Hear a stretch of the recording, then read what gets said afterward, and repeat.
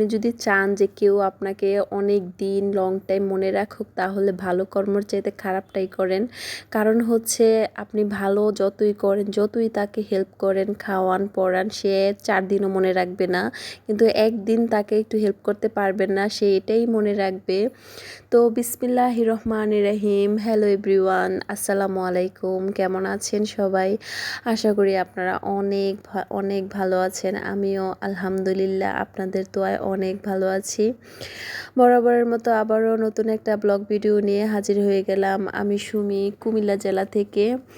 আজকে সুন্দর একটা সকালবেলা ঘুম থেকে উঠে অনেক দিন পরে ব্যালকনিতে আসলাম, আর এসে দেখতেছি যে আমার অ্যালোভেরা গাছগুলা কেমন যেন শুকিয়ে শুকিয়ে যাচ্ছে। আগের মতো তাজা তাজা নেই বা প্রাণ নেই এটার ভিতরে। পাতাগুলো, অ্যালোভেরার যে ডগাগুলো দেখেন কেমন চিকুন হয়ে গেছে। তো ঘুম থেকে উঠে বারান্দাতে অ্যালোভেরা গাছটা একটু যত্ন টত্ন করে আসলাম। এসে এখন রুমটা একটু অন্ধকার হয়ে আছে, তাই একটু পর্দা টর্দাগুলো সরিয়ে রুমটাকে আলোকিত করে নিচ্ছি। তারপরে হচ্ছে এদিক দিয়ে ছেলে মেয়ের জন্য নাস্তা বানিয়ে নিয়েছি। চটজলদি আজকে হাঁটতে বের হয়েছি, আসার সময় ডাল ভাজি কিনে নিয়ে এসেছি আর বাসায় রুটি বানিয়েছি। আমার ছেলে আবার হোটেলের ডাল ভাজিটা অনেক পছন্দ করে। তো মাসের শেষের দিক যেহেতু আমি একটু তো হিসাব করে চলতে হয়, হাতে ওরকম টাকা পয়সা থাকে না মাসের শেষের দিকে, তাই ছেলেকে বুঝ দেওয়ার জন্য 20 টাকা ডাল ভাজি কিনে নিয়ে এসেছি। আর এই দিক দিয়ে বাসা রুটি বানিয়ে ছেলেকে দিয়ে দিয়েছি, ছেলে একদম খুশি মনে খেয়ে নিয়েছে। আর হচ্ছে এদিকে লেবুগুলা দেখেন একদম তাজা তাজা লেবু। আর হচ্ছে আমি এই 4টা লেবু 20 টাকা দিয়ে কিনেছি, 5 টাকা পিস, মানে সস্তা পেয়েছি দেখে আমি 4টা লেবু একসাথে নিয়ে নিয়েছি। বাসায় লেবু আছে, তারপরেও সব সময় কিন্তু সস্তায় জিনিস পাওয়া যায় না। এর আগে আমি এক পিস লেবু 10 টাকা করে নিয়ে এসেছিলাম। তো যাই হোক, ছেলে মেয়েকে নাস্তা খাইয়ে এদিক দিয়ে হচ্ছে আমি রুম টুম গুছিয়ে নিচ্ছি। আর একদম ভোরবেলা আমি ঘুম থেকে উঠে আজকে বাহিরে হাঁটতে বের হয়েছিলাম। সকালবেলা হাঁটলে শুধু সুস্থ থাকা যায় এরকম না, মনও অনেক ভালো থাকে, মানে মাইন্ড অনেক ফ্রেশ থাকে। তো একদম তাজা তাজা লেবু দিয়ে আজকে জিরা পানি খাবো। তো এখানে হচ্ছে আমি জিরা পানিটা বানিয়ে নিয়েছি, ওইটাতে এখন আমি লেবু চিপে দিচ্ছি। আর মাসের শেষের দিকে আমরা সবাই চাই যে একটু হিসাব করে চলে সময়টা পার করার জন্য, কারণ মধ্যবিত্ত ফ্যামিলির মানুষ যারা আছে তাদেরকে সবসময় একটা হিসাবের একটা রুলসের উপরে চলতে হয়। চাইলেই তারা আনলিমিটেড খরচ করতে পারে না, কারণ যাদের ব্যবসা আছে, যাদের আনলিমিটেড টাকা আছে, তারা চাইলে আনলিমিটেড টাকা খরচ করতে পারে। কিন্তু যাদের আমাদের মতো একটা এর মধ্যে টাকা আসে, যেমন আমার হাজবেন্ড বাহির থেকে আমাকে একটা অ্যামাউন্ট দেয়, বা যারা চাকরি করে তারাও একটা স্যালারি অ্যামাউন্টের ভিতরে পায়, তো তারা কিন্তু একটা সময় চাইলেও তারা আনলিমিটেড খরচ করে চলতে পারে না, একটা লিমিটের ভিতরে খরচ করতে হয় বা হিসাব করে চলতে হয়। আর আমি যেটা মনে করি, হিসাব করে চলা প্রত্যেকটা ব্যক্তির জন্য প্রয়োজন। কোটি টাকা থাকলেও সে যদি হিসাব করে চলে, সে জীবনে ঠেকবে না। আর যদি হিসাব করে না চলে, একটা সময়ের পরে গিয়ে সে জীবনের চলার পথে মানুষের উত্থান মানে পতন আছেই। মানুষ একবার ভালো থাকবে, একবার খারাপ থাকবে, ভালো মন্দ মিলিয়ে মানুষের জীবন। তো সব সময় একটা চেষ্টা করবেন, আমিও এটা মেনে চলি যে আমি লাখ টাকাই খরচ করি, যখন আমার প্রচুর পরিমাণে থাকে তখন ওইখান থেকে যদি আমি অল্প পরিমাণ নাই হিসাবে রেখে রাখি, ওইটা কিন্তু একটা সময় বিপদের সময় কাজে লাগে। আমার চোখের দেখা অনেক বড় লোক আছে যে একটা সময় গিয়ে তারা এমন এমন বড় বড় বিপদে পড়েছে যে তাদের আত্মীয় স্বজন কাছের অনেক মানুষরা তাদেরকে মনে রাখেনি, তাদের খারাপ সময় তাদেরকে ছেড়ে দূরে চলে গেছে। তো ওই সময়টাতে কিন্তু আপনার ওই যে 10-5 টাকা যে আপনি সেভিংস করবেন, বা হচ্ছে একদম নাই যে এটা আমার প্রয়োজন না এরকম করে ফেলে রাখছেন, ওই সময়টাতে কিন্তু এই টাকাটা কাজে লাগে। আর টাকা কখন কোন কাজে লেগে যায় কেউ বলতে পারে না। আর মানুষের সময়, মানুষের প্রাণের যেমন কোনো গ্যারান্টি নাই, মানুষের টাকা পয়সারও গ্যারান্টি নাই, কারণ আজ আছে তো কাল নেই। টাকা হচ্ছে হাতের ধুলা, এটা হচ্ছে মানুষের সময়তে অনেক থাকে ভরপুর, পকেট ভর্তি টাকা থাকে, আবার অনেক সময় 10 টাকাও থাকে না। এটাই মানুষের লাইফে, এইটা মেনে চলতে হবে, কিছু করার নাই। নাই। আমি আজকে সংসার চালাই, আমি বুঝি। আমার মাসের শুরুতে হাত ভর্তি টাকা থাকে, মাসের শেষের দিকে কিন্তু একদম খুব কম পরিমাণে টাকা থাকে। আমি মাসের শেষের দিকে চেষ্টা করি বাজারে টোটালি একদম কম যাওয়ার জন্য, কারণ বাজারে গেলে একটা দেখলে আরেকটা কিনতে মন চায় বা অনেকটা খরচ হয়ে যায়। কারণ মাসের শেষের দিকে ঘরের ভিতরে যা আছে তা দিয়ে কোনো রকম মিলিয়ে ঝিলিয়ে দিনটা পার করে দিতে পারলে আপনার জন্য অনেক ভালো। তো সেই জন্য চেষ্টা করবেন যে মাসের শেষের দিকে বাসায় 2টা আলু, 4টা পেঁয়াজ বা 1 পোটলা মাছ বা 2-একটা সবজি যাই থাকে এগুলো দিয়ে কোনো রকমের 2-একটা দিন পার করে দেওয়ার জন্য আমি ওইরকমভাবেই সংসারটা চালিয়ে নেই। তো আজকে একদম টাটকা তাজা তাজা মূলা শাক নিয়ে এসেছি। সকালে হাঁটতে বের হয়েছিলাম, এক কৃষক চাচা মূলা শাক নিচ্ছিল। তো হচ্ছে গিয়ে ওনার কাছ থেকে আমি মূলা শাকগুলো রেখেছি, কারণ এখন শীতে আসার আগ মুহূর্তে কিন্তু নতুন নতুন শাক বের হবে, লাউ শাক, মূলা শাক, লাল শাক, পালং শাক। আর এই সময়টাতে বেশি বেশি করে সিজনাল শাক সবজি খাবেন। এই যে সিজনাল যে শাক সবজি এগুলা কিন্তু স্বাস্থ্যের জন্য অনেক উপকারী। আপনি এই যে 400 টাকা কেজি মালটা, আপেল, 600 টাকা কেজি আঙ্গুর এগুলা খাওয়ার চাইতে আপনি সিজনাল যে টক জাতীয় ফলগুলো আছে, যেমন 80 টাকা কেজি পেয়ারা, 50 টাকা কেজি আমরা, এরকম কম দামি ফলের মধ্যে কিন্তু ওইগুলোর চাইতে অনেক প্রচুর পরিমাণে ভিটামিন মিনারেলস আছে। আর সিজনাল যে শাকগুলা এগুলা তো মনে করেন যে সারা বছর এরকমভাবে পাওয়া যায় না। আর চেষ্টা করবেন যে সিজনাল শাক সবজি ফল ফ্রুট এগুলা খাওয়ার জন্য। কালারিং সবুজ শাক সবজির মধ্যে কিন্তু প্রচুর পরিমাণে শরীরের জন্য উপকারী ভিটামিন মিনারেলস থাকে, যেটা আপনার স্বাস্থ্যের জন্য অনেক উপকারী। তো আমি কিন্তু দামে কম মানে ভালো যে একটা কথা আছে না, আমি কিন্তু বুদ্ধি খাটি ওইরকমভাবে চলার চেষ্টা করি। যখন যেটা মৌসুম থাকে ওইটার দাম কিন্তু কম থাকে।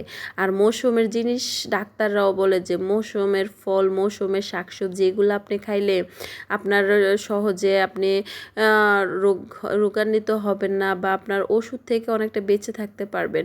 তো এই জন্য আমি বলি যে দামে কম মানে ভালো, মানে সিজনাল জিনিসগুলা দামে খুবই কম থাকে কিন্তু মানের দিক দিয়ে কিন্তু এগুলো অনেক ভালো, অনেক স্বাস্থ্যকরী। তো আমি এভাবেই আমার সংসারটাকে চালিয়ে নিই। আমার এই ছোট্ট সংসারটা থেকে ছোট্ট ছোট্ট আয় করে আমি আমার শখের সংসারটাকে সুন্দর করে সাজিয়ে গুছিয়ে পরিপাটি করে রাখি। শখের জিনিসগুলা কেনাকাটা করি, আমার ছেলে মেয়ের শখগুলো পূরণ করি এখান থেকেই। আমাকে আমার হাজব্যান্ড যে টাকাটা দেয় আমার একটা বড় অ্যামাউন্ট চলে যায় আমার ছেলে মেয়ের প্রাইভেট খরচে, বাসা ভাড়ায়। তারপরও আমার মানে যে টাকাটা থাকে এই টাকাটা দিয়ে আমি পুরোটা মাস চলতে পারি। এই কথাটা শুনে অনেকেই অবাক হয় যে এত অল্প পরিমাণ টাকা দিয়ে আপনি কিভাবে চলেন। আসলে বুদ্ধি, ধৈর্য আর টেকনিক থাকলে মানুষের বেশি টাকা পয়সা লাগে না, অল্প টাকা দিয়েও মানুষ দিব্যি ভালো চলতে পারে। আমি কিন্তু সারা মাস ভালো খাই, ভালো চলি আলহামদুলিল্লাহ। আমি একটু কম খাই না, কম পিন্দি না, আমার ছেলে মেয়েকে যথেষ্ট খাওয়াই পড়াই। তারপরে হচ্ছে ওই যে বললাম যে মানে দামে কম মানে ভালো, ওইরকম আর কি। আমি সবসময় চেষ্টা করি সিজনাল জিনিসগুলা আমার ছেলে মেয়েকে খাওয়ানোর জন্য, সিজনাল শাকসবজি, সিজনাল ফল ফ্রুট এগুলা। আর মাংসর প্রতি আমি আমার ছেলে মেয়েকে ছোট থেকে মানে আসক্ত কম করেছি। অনেক বাচ্চাদেরকে দেখি যে মাংস ছাড়া তারা কিছুই খেতে চায় না একদম, মানে ওদের প্রতিদিন মুরগির মাংস লাগবেই, এরকম অনেক বাচ্চাদের আমার চোখের সামনে আত্মীয় স্বজনের মধ্যে আছে। তো আমি মনে করি ওই যে অভ্যাসটা বাবা মারা ছোট থেকে করে ওইটাই বাচ্চারা মানে অভ্যাসে পরিণত হয়। কারণ মাংস কিন্তু স্বাস্থ্যের জন্য উপকারী না। আপনি রেগুলারলি মাংস খেলে এটা উপকারের জায়গায় অপকারী হবে। হ্যাঁ, প্রোটিন খেতে হবে, মাংস খেতে হবে। মুরগির মাংস খান, সপ্তাহে 1 দিন খান, 15 দিনে 1 দিন খান, কিন্তু আপনি রেগুলার যদি বাচ্চাদেরকে মুরগির মাংস খাওয়ান বা যে কোনো মাংসই খাওয়ান এটা কিন্তু বাচ্চাদের হিতে খারাপের দিকেই যাবে। ওদেরকে যত পরিমাণ শাকসবজি খাইয়ে ছোট থেকে যদি বড় করেন, মানে সিজনাল শাকসবজি, দেশি শাকসবজি এগুলা কিন্তু অনেক পুষ্টির ঘাটতি পূরণ করে, যেটা কিনা আমরা জানি না। যারা ডাক্তার তারা জানে, আমরা তো আর অত কিছু জানি না, বুঝি না। যতটুকু অনলাইন অফলাইন থেকে ঘেটে ঘুটে শিখেছি জেনেছি অতটুকুই বলতে পারবো। তারপরে হচ্ছে আমি আমার বাচ্চাদেরকে ছোট থেকেই শাকসবজি খাইয়ে অভ্যস্ত করেছি। ওরা শাকসবজি খেতে অনেক পছন্দ করে। আপনারা আমার যারা রেগুলার ভিডিও দেখেন তারা তো অবশ্যই জানেন যে আমার বাসায় কিন্তু মাংস খুবই কম রান্না হয়। একমাত্র মেহমান ছাড়া আমি তেমন বেশি রান্না করি না। আর হচ্ছে শুক্রবার আসলে একদিন আমি যেদিন আমার ছেলে বেশি আবদার করে ওই শুক্রবারটায় আমি মাংস রান্নার চেষ্টা করি, নয়তোবা আমি ওদেরকে 2-3 পদের শাকসবজি মজার করে একদম মানে আনকমন আইটেম করে ওদেরকে আমি শাকসবজি খাওয়াই। তো আমার ছেলে মেয়েও খুব খুশি মনে খেয়ে ফেলে, কেননা তারা যদি তাদেরকে ছোট থেকে অভ্যাস না করতাম তাহলে তারা হয়তো বা খেতে চাইতো না, আর খেতে না চাইলে আমি তো জোর করে খাওয়াতে পারতাম না। তার এখানে হচ্ছে আমি ছুরি শুটকির ভর্তা বানাচ্ছি।